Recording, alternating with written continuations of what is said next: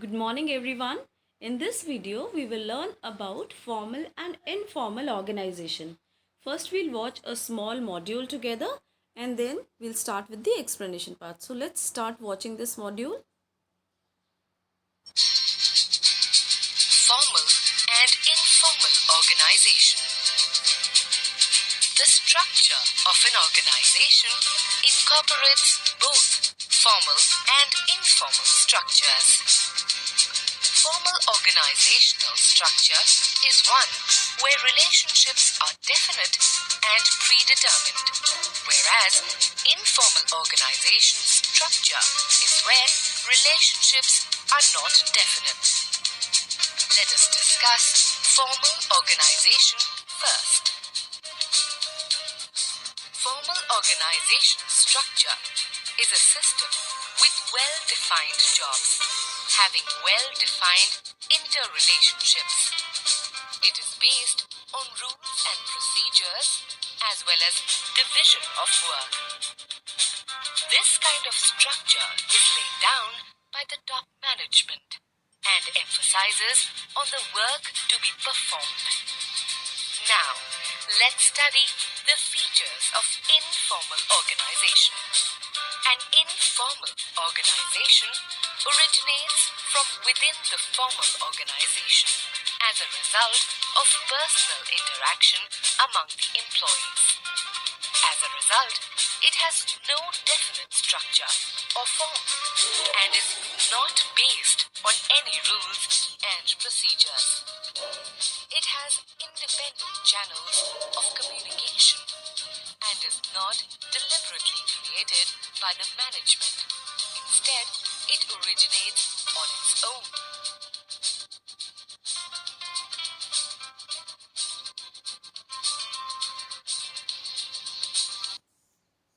So formal organization is that type of organization which is deliberately created with authority responsibility relationships with the chain of communication and for which people are given appointments. That is the basic formal structure, the basic formal organization which leads to creation of work, which leads to determination of the authority responsibility relationships for which the organization itself is established. And informal organization, it comes as a part of, it inculcates within the formal organization. When people interact with each other in the formal organization itself, people interact with each other, they share their feelings, they share their views, and with time and again they develop friendly relationships.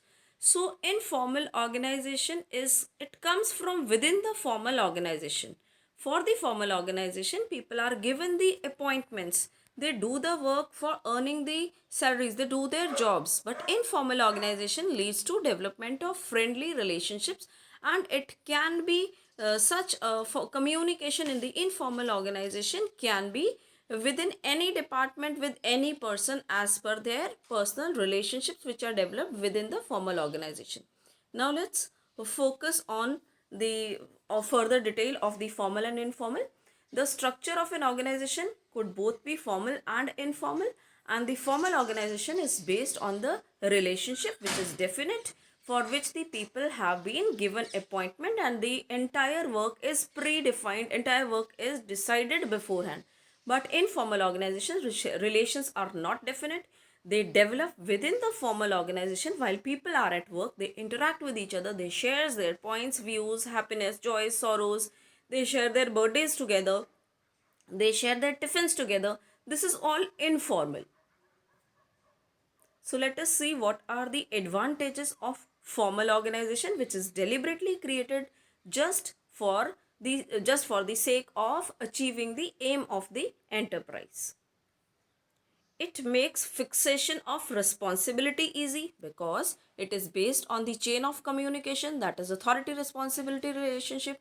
It avoids duplication of efforts, as we know that these are deliberately created and people are given appointment, people are made the clarity between the superiors and the subordinates just in order to avoid the duplication of efforts. It maintains unity of command, who is boss, who is superior, who is subordinate. That clarity is that clarity is made through the formal organization. It leads to easy accomplishment of goals because this organization is deliberately created only for the purpose of deliberate achievement of the goals.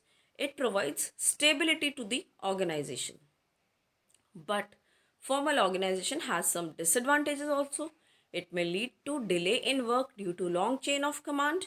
It may cause lack of initiative due to rigidly laid down the policies and the procedures. And it may cause mechanization of relationship due to more emphasis on structure and work. This is completely formal.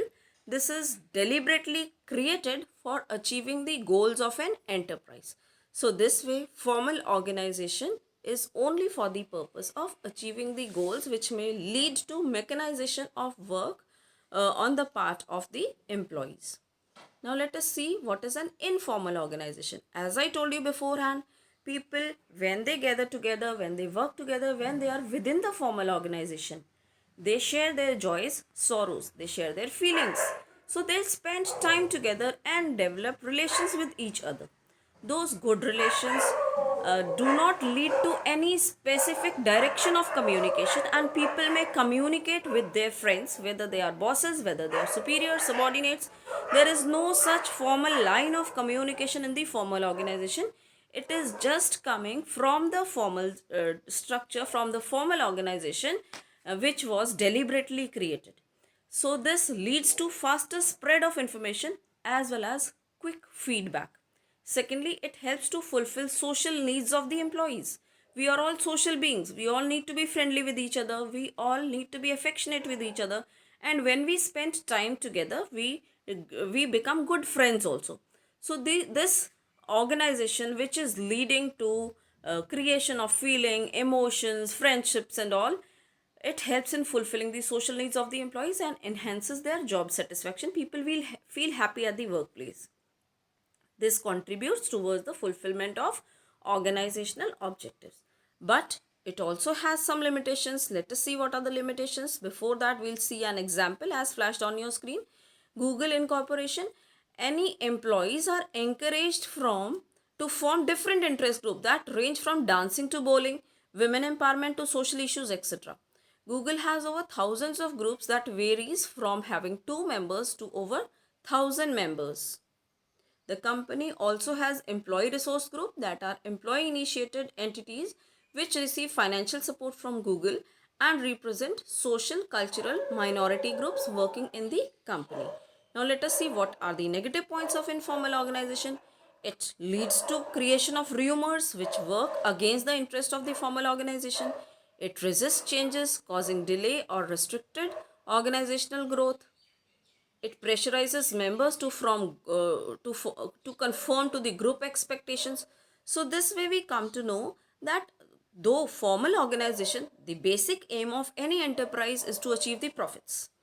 And for attaining the profits, people are appointed at the right persons are placed on the right job. And for placing the right person on the right job, what is required?